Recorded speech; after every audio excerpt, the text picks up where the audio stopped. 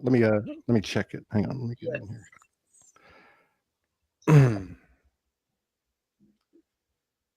Let's see here. All right. All right. Turn this on.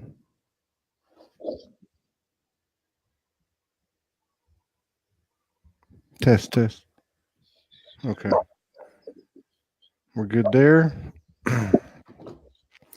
All right. We got 12 people in the house. Adina Love, Debrielle, Amy Couture, Patricia Satchwell, Elfie Shantz, Karen Starr, Valentine from Macedonia. 20 people in the house and counting. Nice. Jania Gazda, Heather Nielsen, Naveen Kazar, Anmete Foss Mickelson. I'm sorry, I'm messing the names up. Sheila Sen. Yeah. Awesome. If these shows resonate with you, please share. This is how we stay on top of the algorithms. Joy Love, how you doing?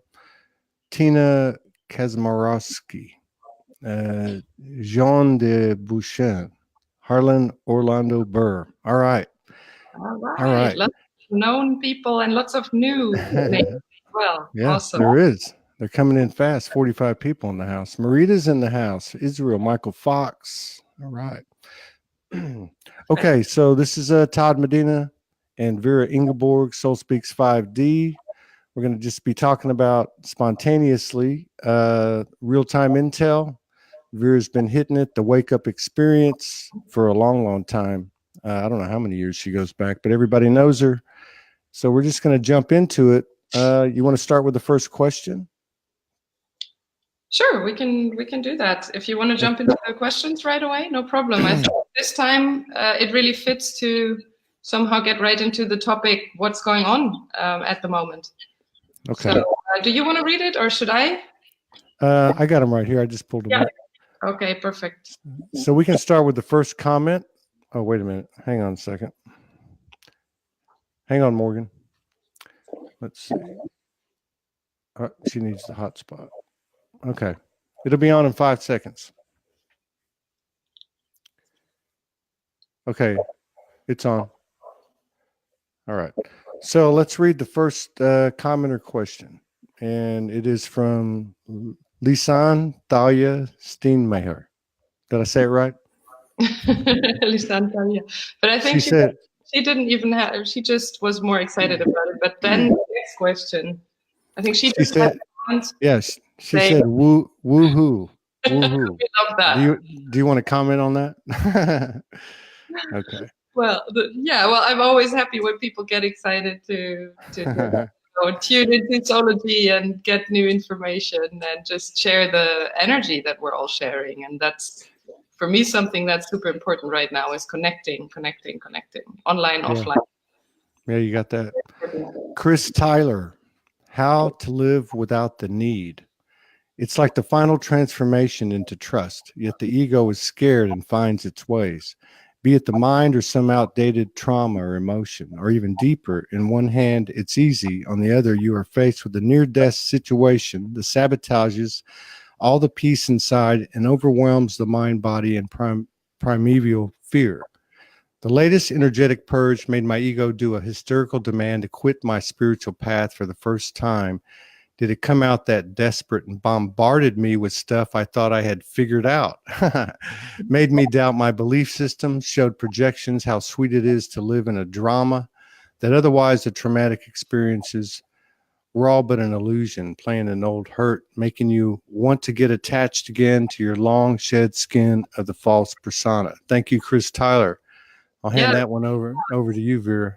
Yeah, thank you. And it's a question so many people are busy with right now, because it's really about that loss of identity that we're experiencing. And the ego's freaking out about that, because what would you be without your identity? And what's happening then when you're not attached any longer to anything? Then what are you? Who are you when that's gone, when you don't identify anymore? And with it comes this really like panic of the ego and wanting to go back. It's a little bit like in the Matrix, in the movie, when this one guy says, you know, I just want to go back, I want to taste that steak again, even if it's an illusion. But I just so I wish I had swallowed the other pill and go back into the world of illusions. And that's a little bit what it is you go onto this path and you know there's no way back, but at the same time you go into the unknown.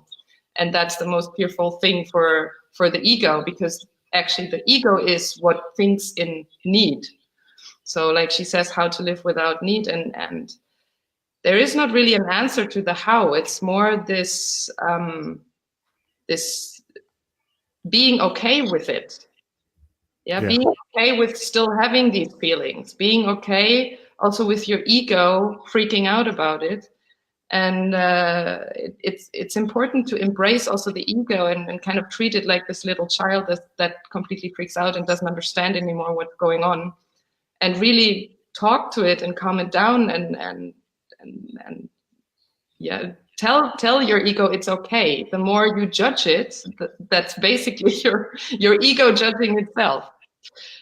Because judgment is another ego function. So it's really about this finding your way into surrender and being okay with it, although everything in yourself screams it's not.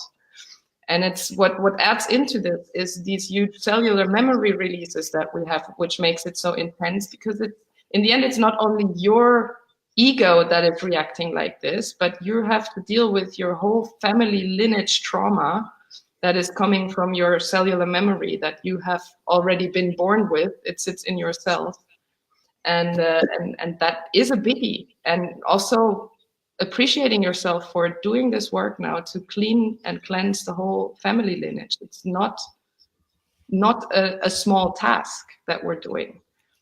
And yeah, so it's these two things. It's these releases from the cellular memory, and it's the identity loss we deal with.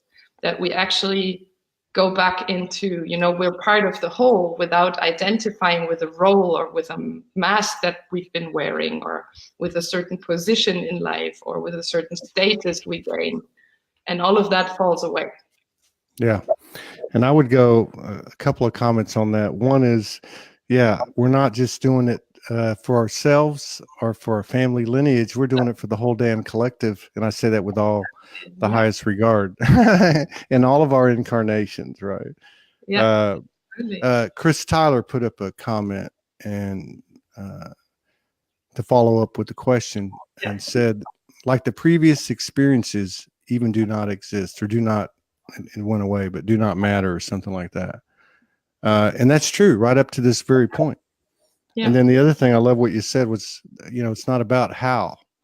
You know, I think, you know, as everything is a copy, we would fall into something we knew, no matter if it was a good pattern for us, a healthy pattern for us, instead of like walking through that door of the unknown where the gold is. No matter how many times you've walked through the door and gotten the gold, it's still the same thing every time. It's like the same level of, do I do this or do I not do this? So we would latch on to whatever comforted us, you know, the wrong relationship, the right drug for the wrong reason, or whatever it might be, right?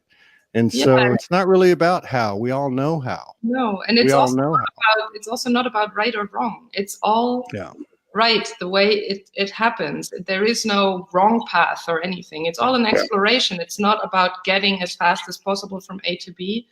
Everything you experience has its value. And when you feel these intense triggers, it's really about learning to start appreciating those triggers, because they are the way into the release. So like when you feel these intense triggers, and I had a day today, I just wanted to leave my body.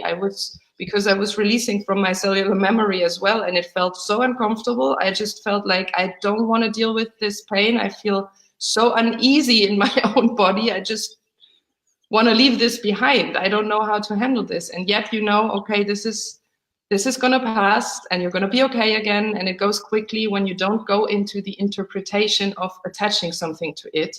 Yeah, there is nothing to attach.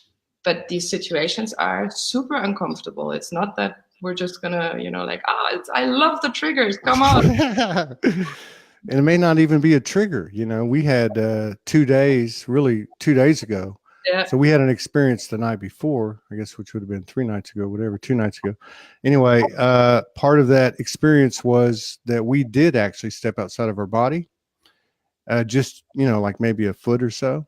Yeah. And it was kind of a, I don't know, an orientation on how to do it.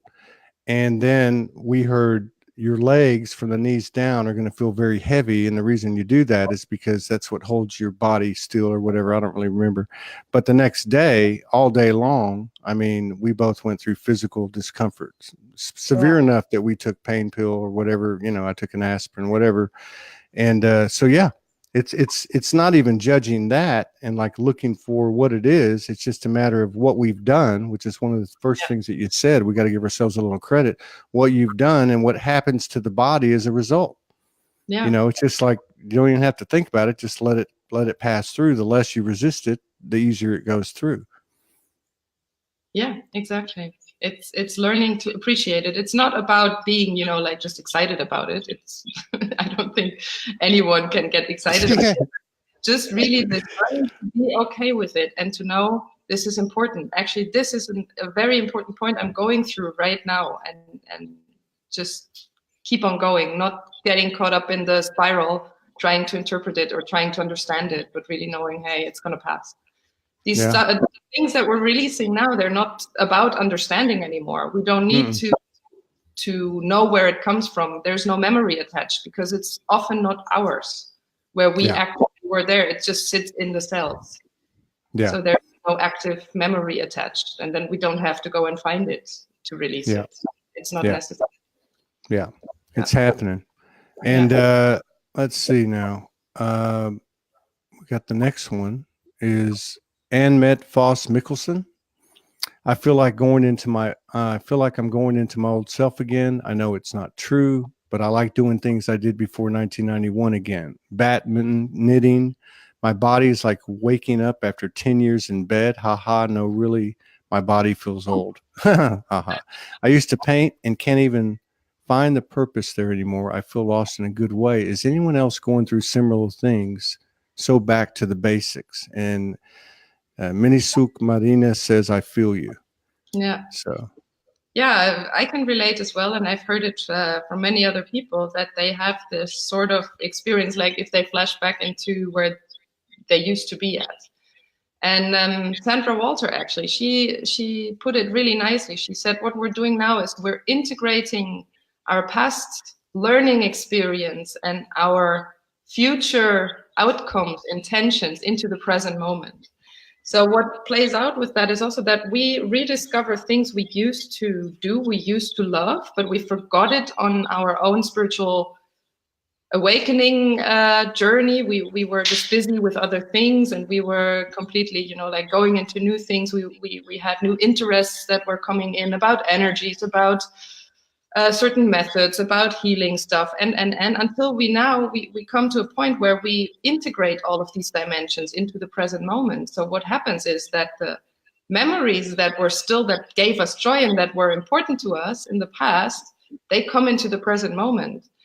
And at the same time, stuff we used to completely freak out about when we were on the spiritual journey in a good way, like, whoa, this is so exciting. It kind of calms down again, and we realize, no, that was not it either. It's not only about the energetic realm, and it's not only about the third dimension, and now it's integration of it all into the present moment and use it all for this new mission that we have now. It's a new task.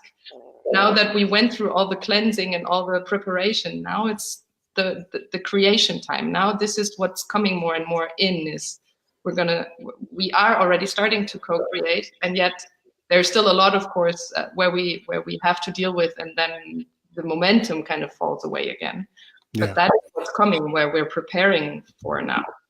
Yeah, and it's like what you said too. Is it's kind of like you get all this higher stuff came in, different aspects of the different information and aspects of the multidimensionality. And then we look back at what we thought was a dense experience, a heavy experience, our whole life, basically being a human, because being a human compared to all this stuff out here, it's like, what? I'm like this big, but you're really not. You're a giant. And so looking back at those things with the contrast and the information from these higher levels and holding that in as high an appreciation as these things we've gotten from the higher dimensions. And so to me, what you're saying is that's where, and Sandra's saying that's where it allows for that space to come in of the flip side of our past in this incarnation, you know, the dancing, the painting, what'd you say, badminton, knitting, you know, whatever it is that made us feel good, you know, that is allowed to come in, because all we were doing was thinking about the other stuff until we saw that in the same honor and reverence as everything we're receiving in the higher dimensions. We couldn't get to that. So that's exciting. Yeah, exactly. And that helps a lot with the embodiment, because we remember things we used to love and we integrate them into the present moment. And that really helps us to embody our joy again without all the pain we experience. It's no longer like a distraction, like a lot of things we used to do just for distraction. Now it's really this pure joy that we're embodying, and that helps a lot. And the second part, what she's talking about, that her body feels really old, I think a lot of people can confirm that. Yeah. You just Speak feel for like yourself. I'm the oldest one on here, so speak for yourself. I can't move. I don't even know how to get the stairs up. And usually he goes running for hours. So he says, I couldn't even. Yes. We live in a multiple unit place, right? On an organic farm. So you have to go up these stairs to get to the apartment. Yeah. And for 2 days, we'd walk up the stairs and I'd say, damn, it's hard to walk up these stairs. And yesterday, after it cleared, I was like, that was a lot easier than the last couple of days, wasn't it? But I mean, literally, it was it would like wear you out just walking up to the top of the stairs. So yeah, big time. Yeah. So that is, I think at the moment, many can relate that they just feel like, okay, it's also part of the embodiment. It kind of is like your body dying, but not physically death or the physical death. It's more like dying in parts and then restructuring. So we are going through a physical death, but in steps, not like with the full. It's the realization of those moment by moment of the deathless death, because they don't kill you, like the old saying, what don't hurt you won't kill you, or something like that. What hurts you won't kill you.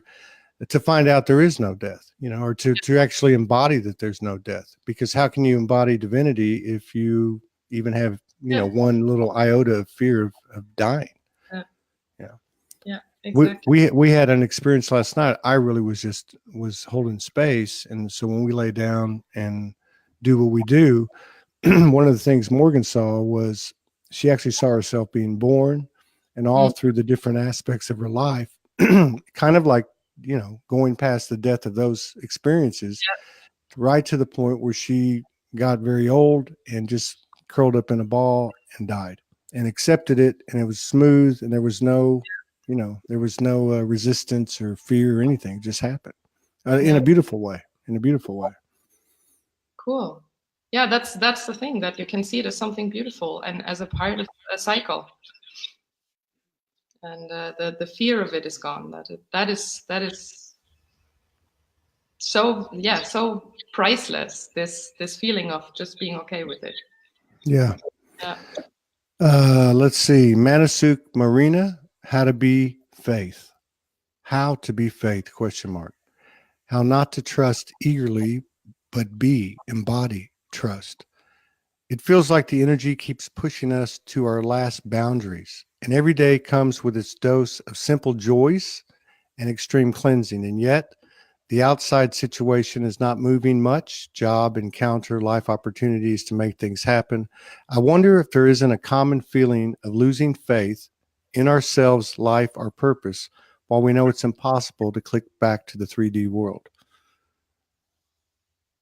So let me repeat that last part. I wonder if there isn't a common feeling of losing faith in ourselves, life, and our purpose, while we know it's impossible to click back to the 3D world. That's a good question. Yeah, many things in that question. Also related to what we already talked about is what we're going through right now, the releases, the striptease of, I mean, it's all, we really go through a striptease in terms Striptease. of what we are not. So everything, it's the identity crisis that a lot of people have, that we're dealing with this. Everything you are not falls away, and only what remains is what you truly are, what your function is for this next phase to come of co-creation. And like she says, there is, she feels like she's losing faith. Actually, it's not faith she's talking about, it's more hope, because faith, you cannot lose. Faith is even beyond trust. Faith is this complete surrender and just being okay with whatever comes without any expectation. So it's more like, probably she talks about that feeling of losing hope, that anything will ever change. And it's also common in the field right now. I see it happening also with Augusti and me with the project. It takes time to find out what you truly came here for. And this phase, although it's annoying in, you know, for the masculine side that wants to go and do stuff and wants to just create and finally get things going, it is so important to first go through that phase of, and really it's the striptease, like I say, to really know, what am I? What is my function? And also, what am I not? What is effort for me? Where do I not feel I'm in my highest excitement? And as long as I'm not completely there, I'm not ready for co-creation. And I see that with myself. I see that with our project. I see it with people around us. This needs to come first, because only then we have a solid basis for true co-creation, where everyone fills exactly the function needed in the fractal, in the whole organism. And when we still try to do things that are not for us to do, but there's someone else that will do it because it's not our function, we lose energy and we feel frustrated and we feel nothing moves forward. So it's also for me, I'm sometimes really like, oh, I don't know how much more patience I can give this. But at the same time, you know, it's important. You know that it can not work in another way.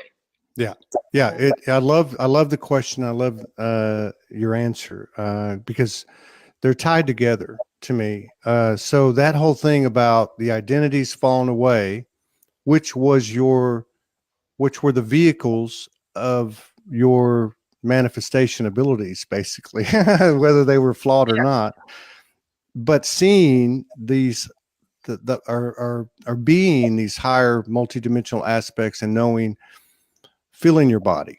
So you start to see the magic, right? But then you have the doubts of losing the identity. How am I going to do this if I don't even know who the hell I am?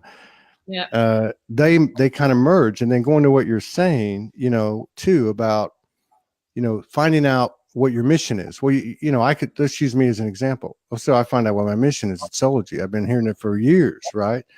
But there's more to it than that. It's not just knowing what your mission is at the, and I hate to use the terms, but the 3D level, but it's actually knowing what your mission is with the multidimensional aspect levels. Okay. And what ends up happening is the identities that are dropping away are the things that try to control what you want coming your way. So the whole mission is not just knowing what it is, but I don't want to say the how to, and the how to is that flow, right? So, and then the last thing you said, which I think really sums it up, is whatever it is that brings you bliss, what you align with. It's so weird because you don't control it. You don't go look for it. You just say, this is what I want to do. This is what I want to do, you know? And you just do that, and those things come to you. And that's weird for the human, especially as these identities are falling at the same time and your head's going forward and backward at the same time. Like, what the hell is going on? But I think the light's there, and people, and I think that's another thing that you said at the top of the show about give yourself some credit. I mean, these things are happening because of what we've achieved. So the light isn't just at the end of the tunnel, it's getting bigger and bigger and bigger, like the sun. Exactly. But we're already, you know, like above the peak, like we crossed the peak already. It's and now it's all about understanding these are the last preparations physically, really physically, to really be able to start co-creating. And it's just having this patience and giving yourself that space to go through that.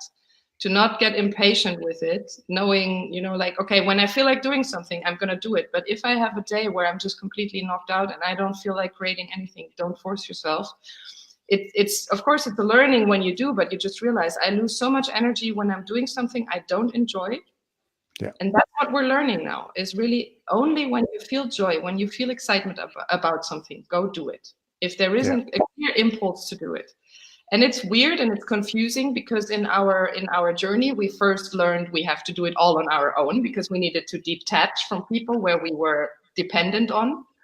And we really needed to detach of this sucking energy model that the third and fourth dimension was all about. So it was first to, go into our own space, into our own power, to completely detach from all these attachments we had and all the dependencies we had. But now that we have reached that, we also understand, okay, there are certain things that are just not for me. I can do them, but I don't like doing them. And it's just not my cup of tea. It's, for me, for example, yes, I have the wake up experience. I love to write contributions for the wake up experience, but everything that is like backend management and website management, I hate it. I really, I do it, but I do not enjoy it at all. No, And I understand. regularly get so frustrated with that, because I know it's not my highest excitement. At the same time, I don't feel yet that this page should not be available or die. So I, still follow somehow that impulse, and I'm sure there will be someone coming in taking over that task as soon as we went through that phase of, finding out who we truly are. And I'm sure there's people out there that love doing it. Yeah. But it's certainly not me. And this is what's important to just understand is, when there is not the flow, where you are not in excitement, just, it's okay. Let it go. You don't have to. That's right. Don't force it. And I love what you said too, because it again, the same element, it's coming down to the same element every time, but there's like this dual consciousness stream, the old consciousness stream, the new multidimensional consciousness stream, and they're going back and forth. But like you're talking about in this example of work, and I can relate to it because I'm just like you. And it's like, because, we know what to do.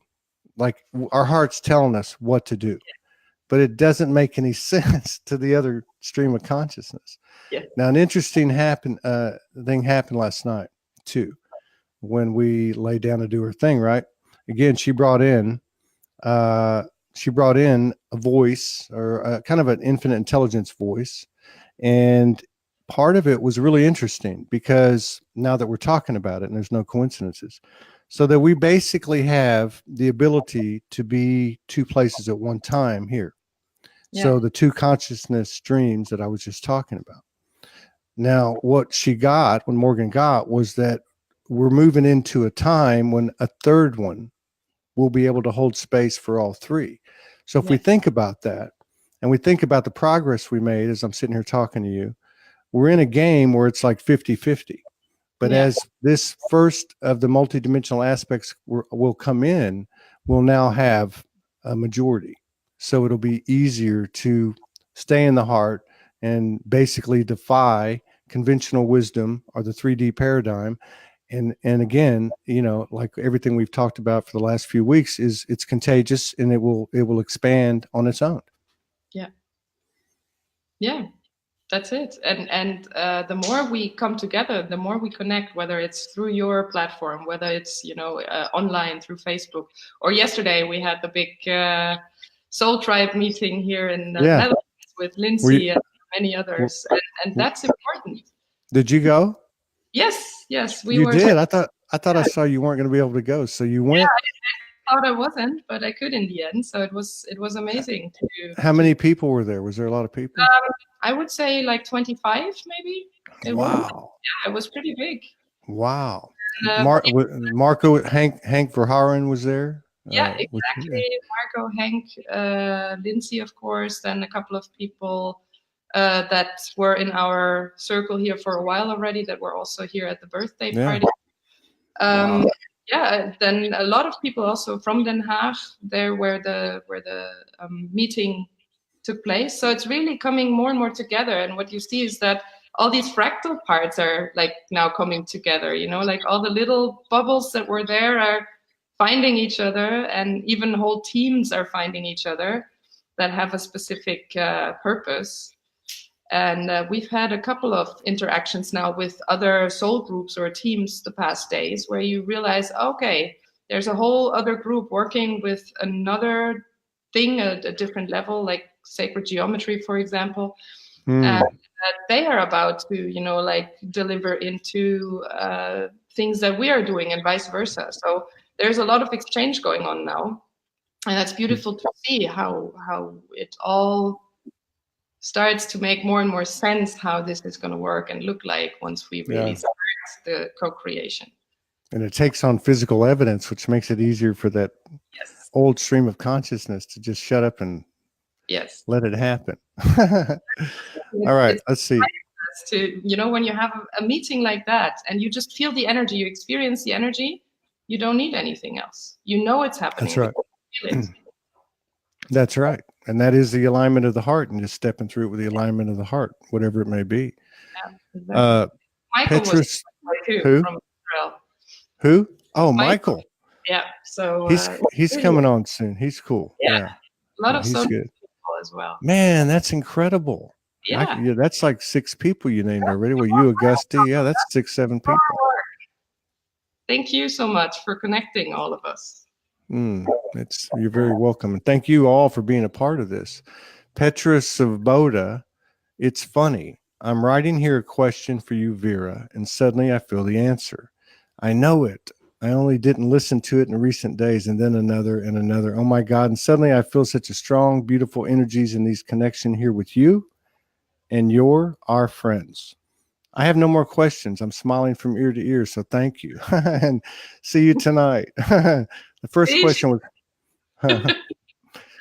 question was, I'm not taking steps back to the drama, but it takes me there once more. Why? The answer, you forgot that this was not working. It's just known fear of the unknown.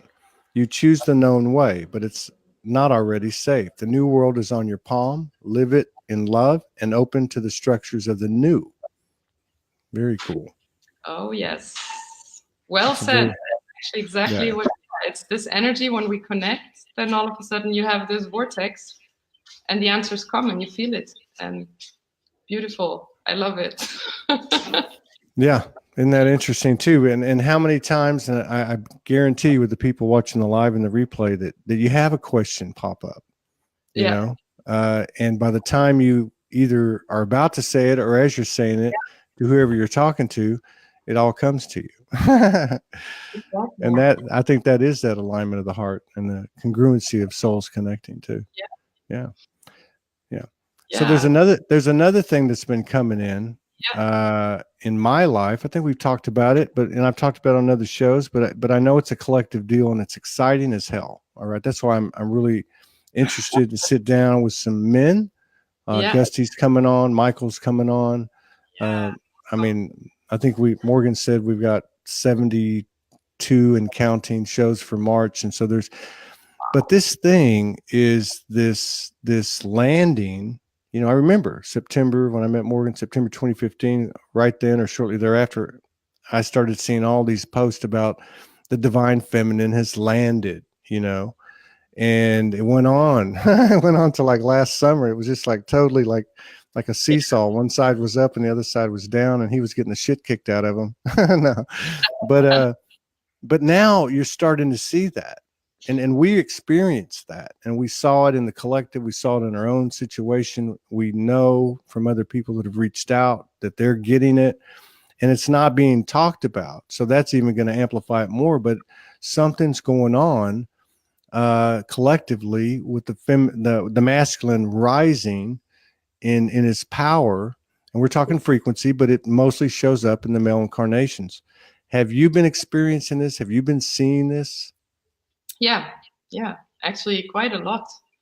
And it's beautiful because even when you are like in the, you know, I told you last time I'm working right now in a hotel, And I'm encountering men there that used to be really like control driven, and in a company especially, you just, you have your role, you have your status, exactly the things that we talked about, the identity that you came up with to be someone in that world.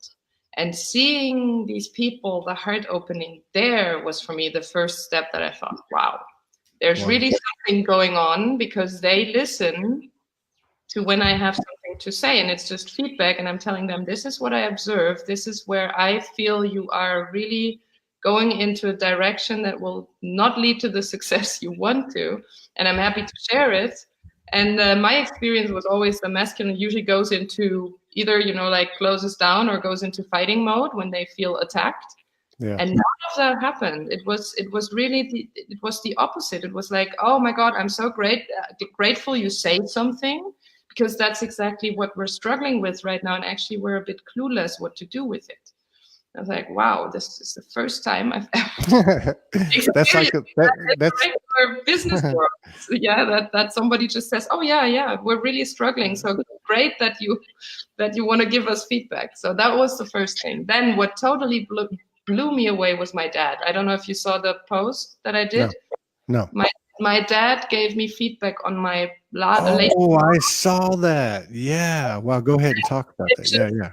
Brought me to tears to read that from a man that I tried to keep up with my whole life, and tried to please him and tried to be good enough for him before I went into my spiritual awakening. Basically, I did everything I did for my dad. I like the jobs I took, like always to just somehow keep up with his standards that he had come up with for me, to be a daughter he could be proud of. And yet I never felt I really got, I was enough for him, until I just started doing what I always wanted to do and loved doing. And I dropped all of that.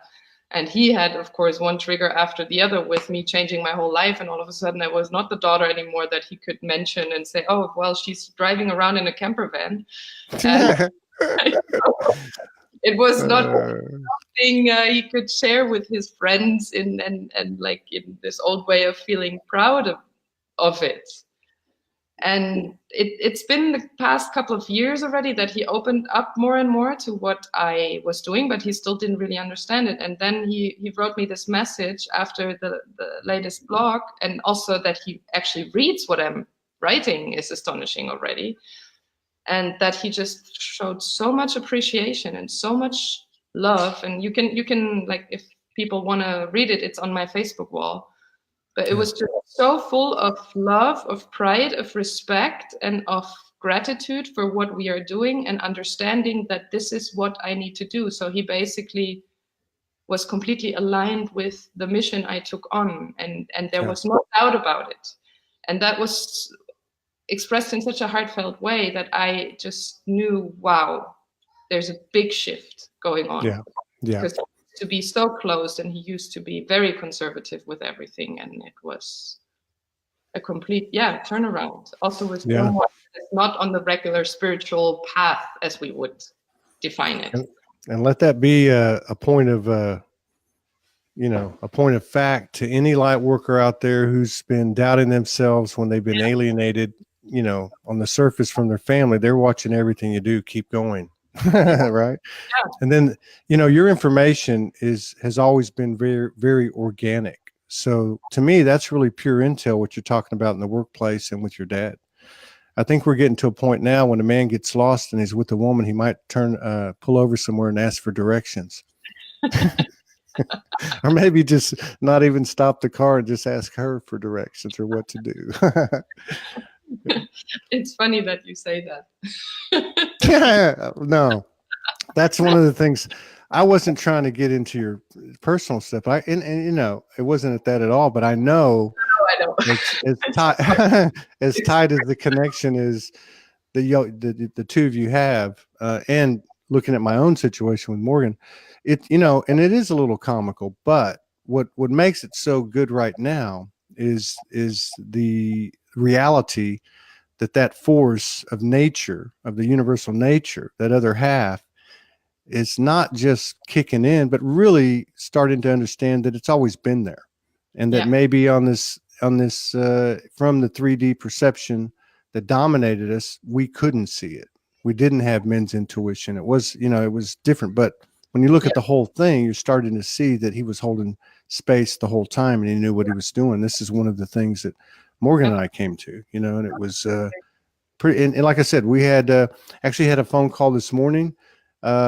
Somebody reached out to us, talked to Morgan, and was talking about the same thing. And I don't want to mention any names because I don't have permission, but somebody who everybody here knows and respects and has been doing this for, I don't even know, 30, 40 years. Yeah. I mean, really rooted and in a divine conscious union for many, many years, 30 plus years. So yeah, I respect that organic intel that you just gave us.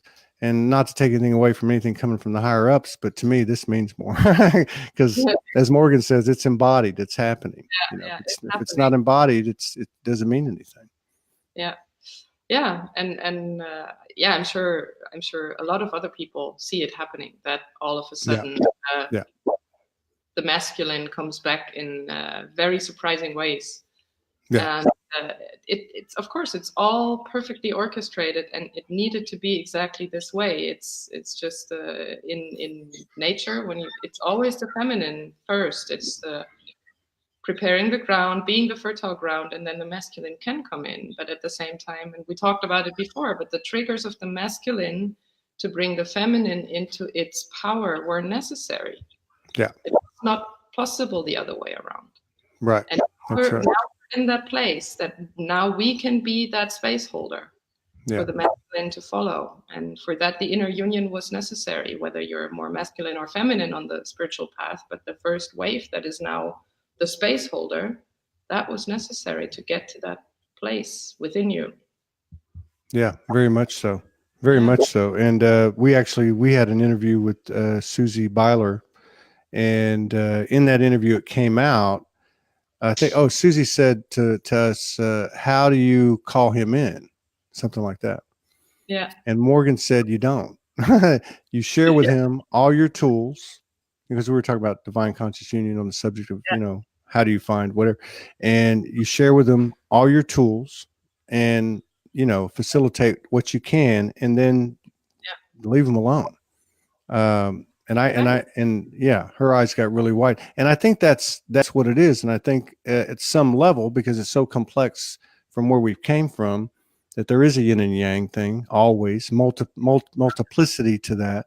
And in her attachment to that, hey, what's wrong with you?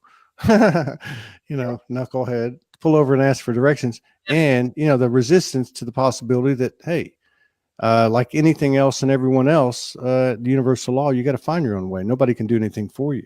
But it definitely took the feminine stepping into her power with no BS, no nothing, no questions asked, that started this whole cycle.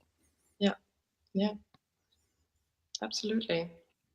And one important thing was to learn to have boundaries, and also to especially with the masculine, being clear in your communication, not expecting that they know what you're talking about, or that they know what you expect, but really being very clear in your communication, very honest from the heart, and daring to say what you want and also what you don't like. Yeah. And also there being very clear of who you are and what you are not. And that has been difficult because it's not a feminine trait to be specific and clear. It's a masculine trait. This is beautiful, man. But it's the inner union that was so necessary. We totally had forgotten, like women like me in the third dimension in the business world, you're just masculine. You completely forget about your feminine side.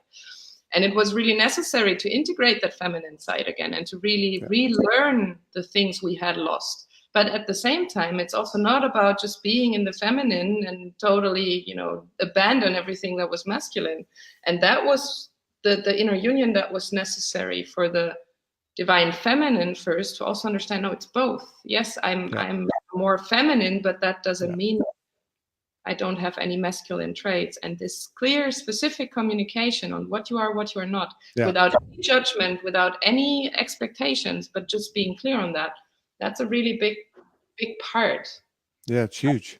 It's huge. And the other thing you said too about, he doesn't understand. So you could hear something. I think the energies are supporting us more now, but you could hear something many, many times and still not get it. Yeah. And I think that's, and the way you put it too, I love that, you know. So I've never heard that the feminine, it's not within her nature to be specific, you know. That's why you always hear men say, what am I supposed to be, a mind reader? You know, like, if you don't know, I'm not telling you, kind of thing. But this is old 3D interactions. But yeah, you're right. That's a perfect explanation. Absolutely. Yeah. Very And cool. now we really open it up for the masculine, not only to, you know, like drop the weak masculine patterns of control and of status, but also to open up to their more feminine side. Yeah. And that is the second big part of this whole what we call union process. That's what's happening on a collective level, and for the masculine, this has just started, and it's beautiful to really see it. Well, those men at work and your father, and, you know, it's kind of like by the masculine asking her for directions, he's actually opening himself up to the genius of the divine feminine within himself. It's what's happening, you know. Yeah, that's incredible. That's incredible. And it's going to be exciting. And I think it's going to be exciting very quickly. I really do. I think it's going to move very quickly. Masculine, it's very fast energy. It's not like a feminine that goes round after round with like, oh, you. Yeah. So we're not going to have to wait another 10 years until that. Yeah. I was in uni about a week ago. I think we were taking a walk, and she said the same thing. She said the feminine goes here from side to side, and the masculine just goes down. Yep. Exactly. It's like a hyperactive, super hyperactive ankh. You know. And the moment you realize you need both, then it becomes really powerful, and then it becomes co-creation. Well, from that moment, I started being conscious of moving side to side and forward at the same time in all things. Right? Yeah. Perfect. Well, what a dance! Yeah, what a dance! What a dance! Yeah, so I think that's and it's a beautiful thing too, because I see it in the you know, out in the community. And it's, like I said, I think it's going to move a lot quicker. Not like, to your point, the masculine energy moves fast, but we also have a huge momentum. I think you were talking about momentum earlier. It's like a snowball. So now that these two energies are working together, I mean, it's going to be exponential growth, super exponential growth. Yeah. And it's probably in just 3 months we're gonna be amazed of how much has been moved already, and now we can see it.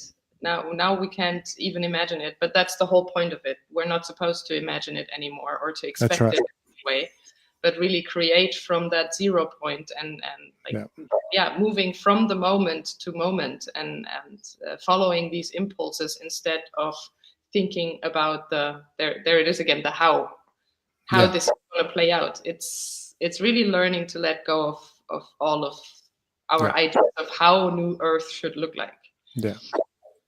Yeah, that's cool. Yeah, because I mean, you know, attachment. We came from attachment, so I'm attached to this. You know, in the future, right? I'm attached to this, but now it's really, you know, it's not the same thing if you say I'm holding that space. Yeah. This is my heart, you know, and it's not about the future. This is what I'm holding, and I've got it now, and then it happens. It's all there already. Yeah, I saw a meme yesterday. I shared it. I think it said, "You have it already, God." Sign God. You have it already. I'm like, oh my God. Exactly. Or there's another one that is similar that says, "You lack nothing. Use what I gave you." Right.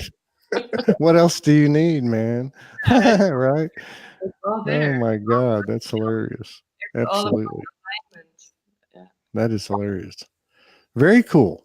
Yes. So I'm surprised that you're even awake after that shindig or that big party y'all had last night. Really a heavy day, actually. I'm quite surprised that I'm like back on track again so quickly, but that's how it goes. It really goes so fast now. Yeah. This thing I really thought, whoa, I don't know how I can handle like this body pain any longer. I'm so tired of it, tired of being tired, and at the same time, you know, okay, there's just no choice. You just gotta move through it. Yeah. And, well, I think there's a lot to be, there's a lot to be said for being in the space of the energetic space of another person, and you know, 84, whatever, 85 people. I mean, consciously, you know, the consequences or the effects of that, you know, are all across the board in every aspect that we're experiencing, including our physical discomfort. It's amazing how quick, you know, these things are showing up in our bodies and in our lives, in terms of, you know, quote unquote instant manifestation, but it's just coming through in a way that might take, you know, a couple of days to understand it, but it's moving quick, and the awareness around it is almost matching it. Yeah, absolutely. And that's the thing, every time you bring the energy up, like here now in this, you know, the field that we've created with the people watching, or also yesterday, every time the energy goes up so much, you also can bet on, okay, something's going to release, because it's not going to stick any longer into my system. So it's also being aware of that of course it feels absolutely amazing to be in that frequency. Then you have this but you know, that's true though. You go through something huge and perfect and aligned, and you're like, whoa, man, it's like riding a big wave, and then you wake up the next day and like, what the hell? Well, it's the same, you know, the same representation of the energetic, you know, shining the light.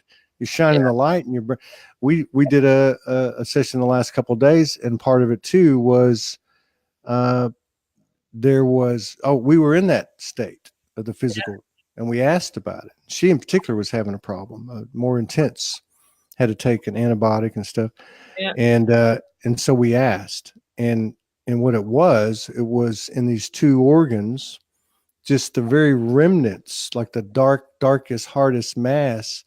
And like you were saying at the top of the show, it wasn't anything from this incarnation. It was like thousands and thousands and tens of thousands of collective years of these, you know, of the impression of that, you know, that of that patriarchal system, basically one of the implant, whatever you call it. Very cool. I always love talking to you. I look forward to talking to Augusti. And a few other. And a few other men. The mix is getting better. You know, it's getting better, and I think, we just keep rolling. We've had a lot of powerful sisters on in the last few days. I mean, the energy is everywhere. The energy is evident in everybody's stories, and what's happening, and you know, and I love talking to you because your stuff is so organic, and a story as simple as being the in the position you're in at that place in the workplace, and seeing the change in these men with nothing being said. It's a wordless, evidence of what's happening. You're just observing it happening, which has got to be incredible. Especially for the women. It's coming. And like I said in one of the last shows already, I feel we're going to see a lot more conscious couples in the near future. There is something happening. Yeah, I agree with that. And I think we'll see a lot of immaculate conceptions as well. Yeah. Wouldn't that be something? Whoa. Talk about an apocalypse, man. The men are just getting out of diapers. We don't need a bunch of babies coming right after it. All right. I'll see you later. Thank you so much. Bye. Thanks, everyone. Yeah. Bye. Y'all take care. All right. Bye-bye, Vera. See you later, Augusti. Take care.